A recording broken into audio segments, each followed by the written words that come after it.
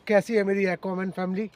तो आज मैं आप लोगों के सामने जो मैं एक वेब सीरीज़ बना रहा था जिसमें मैं बता रहा था कि आपके तालाब पर क्या एसेंशियल आइटम होनी चाहिए, क्या चीज़ें ऐसी हैं जो हमेशा आपके तालाब पर होनी चाहिए।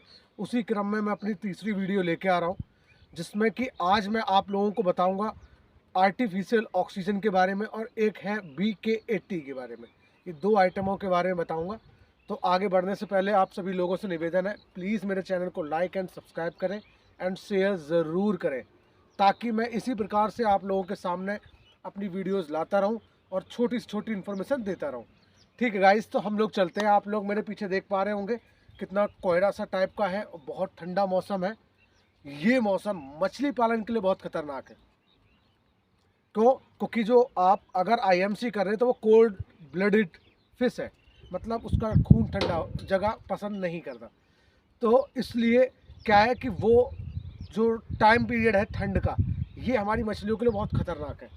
तो उससे बचाने के लिए अपनी मछलियों को हम लोगों को जो ज़रूरी चीज़ें आपके तालाब पर हमेशा होनी चाहिए, वही चीज़ें आज मैं अपने आपको इन वेब सीरीज़ों के ज़रिए बता रहा हूँ, ताकि आप वेब सीरीज़ के ज़रिए इन चीज़ों को देखें और अपने पास वो चीज़ें रखें और ठंड में भी अपनी मछली को सही से सर्वाइव करा पाएँ और आगे बढ़ा पाएँ। तो इसी क्रम में हम आगे चलते हैं।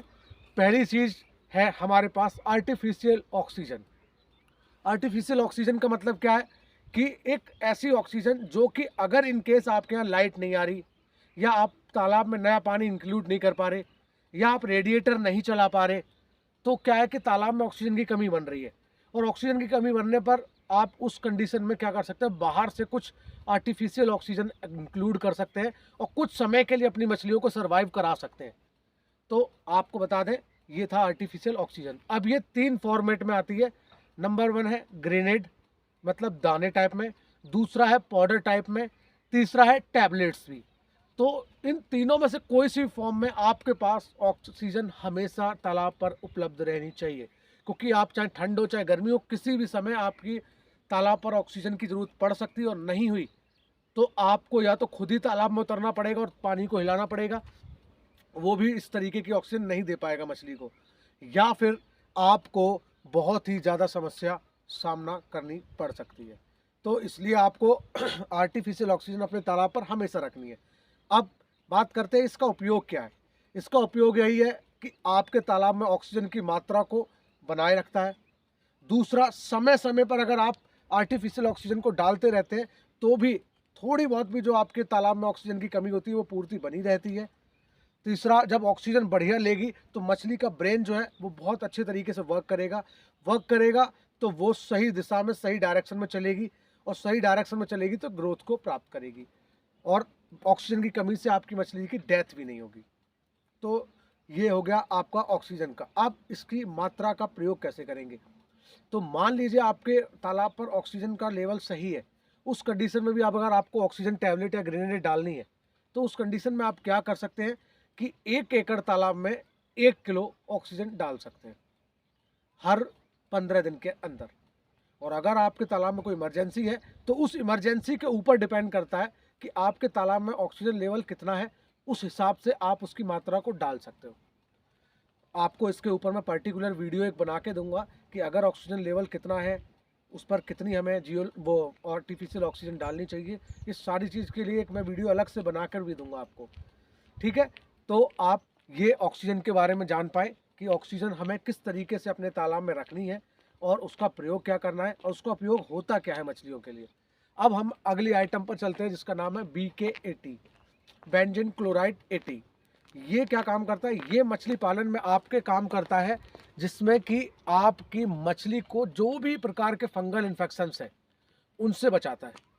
किसी भी तरीके के फंगल इन्फेक्शंस हैं, अगर आपकी तालाब में कुछ बन रहे हैं फंगल इन्फेक्शन, तो उनसे मछलियों को बचाता है। और अगर फंगल इन्फेक्शन से मछलियों को बचा लिया, सबसे ज़्यादा अगर मछलियों को कोई इन्फेक्शन होता है या कोई रोग होते हैं तो वो होते हैं फंगल इन्फेक्शन। तो फंगल इन्फेक्शन से ही फिर सभी रोगों का जन्म होता है। तो इसलिए फंगल इन्फेक्शन से बचाने के लिए आपके पास सबसे बेहतरीन जो चीज़ है वो है BK80, जो कि आप उपयोग कर सकते हैं या तो हर 15 दिन में, या फिर आप किसी इमरजेंसी में। थोड़ा महंगा आता है, 3200 से 3000 के बीच में आता है। तो इसलिए आप चाहें तो अगर आपके पास अफोर्ड करने की पावर नहीं है तो आप इसे मत डालिए 15 दिन में, अपने तालाब पर मौजूद रखिए। और जैसे ही आपको ये लगे कि एक आधी कोई मछली आपकी मरी है और आपने उठाई और उसमें फंगल इन्फेक्शन के लक्षण हैं, तुरंत VK80 का छिड़काव कर दीजिए।